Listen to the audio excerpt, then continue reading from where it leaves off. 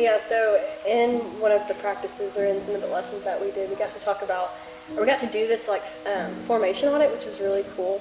It was like really interesting to see like how we're being formed, even like by unintentional things. So I think it kind of goes along with that verse in Romans 12 whenever he says, don't copy like the patterns of this world, but be transformed by the renewing of your mind.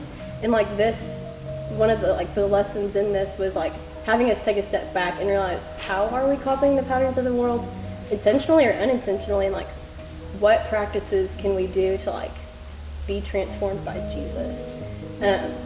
I think one of the things that really stuck out to me whenever he quoted St. Augustine, there are no accidental saints. Like you have to be intentional in your walk and intentional with what you're going to do to like stay in the presence of Jesus. So I think that's what's stood out to me. And I think I've always said, like, I'm looking at my phone, it's not doing anything, it's just like my side of entertainment. But taking a step back and looking at, hey, what is forming me, even like Addie said, unintentionally, when you get up and look at your phone, when you have, a break of time and you decide to pick up your phone, there's nothing on there that's making you become more like Jesus.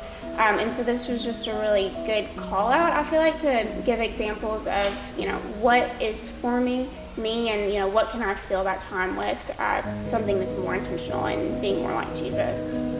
Yeah, it's the what is forming us and what is deforming us.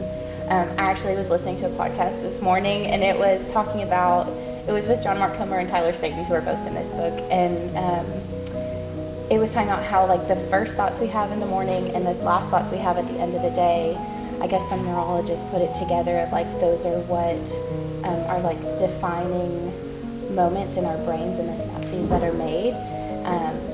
But it's just like, what are we thinking about? What rhythms do we have in our day? That formation audit like really made us think about like, what are our practices throughout the day? What's deforming us? Where can we put Jesus into practice every day? How can we be more like him? How can we truly be his apprentice? Like, what practices do I have right now that are unintentionally deforming me, like our phone, social media, whatever it is, and what can I do that will form me to be a better apprentice to him? Yeah, I also listened to another podcast by them, and they said it's just like so concise, but it's so beautiful. Like what you pay attention to is who you become, and so like that's also what I feel like the formation on it did, was like made you look at what you're paying attention to and made you kind of look at who am I becoming because of that.